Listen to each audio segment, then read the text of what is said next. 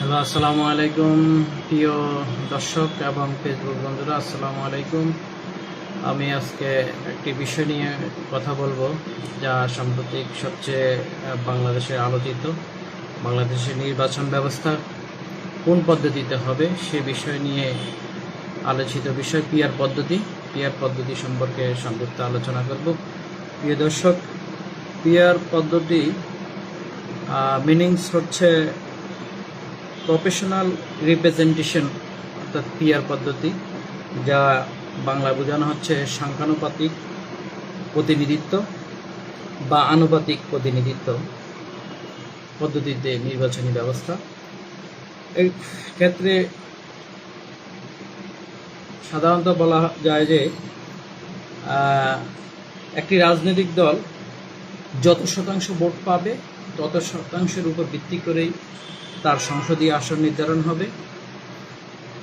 অর্থাৎ যেমন কোনো দল 20% ভোট পেল, তার টোটাল আসনের মোট আসনের ওই 20%-এর উপর নির্ধারিত হবে তার সংসদীয় আসন কয়টি হবে।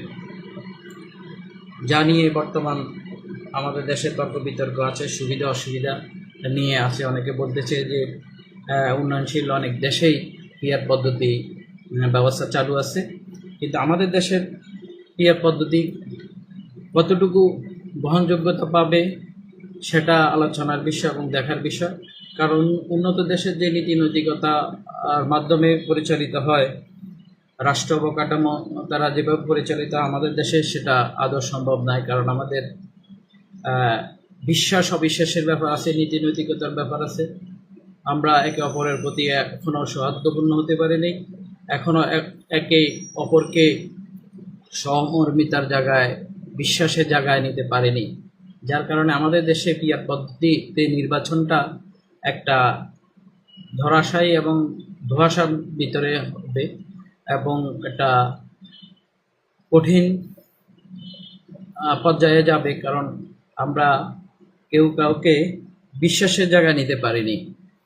পিআর পদ্ধতিতে যখন ভোট হবে, এটা সাধারণত দলীয় ভোট হবে। অর্থাৎ একটা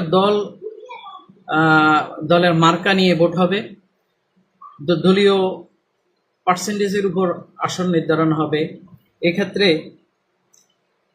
আপনি, আমি, আমার সংসদীয় এলাকায় জনগণের সাথে যে সম্পৃক্ততা থাকবে সেই সম্পৃক্ততা থেকে বঞ্চিত হবে। কারণ স্থানীয় যিনি সংসদ সদস্য হবেন তিনি তার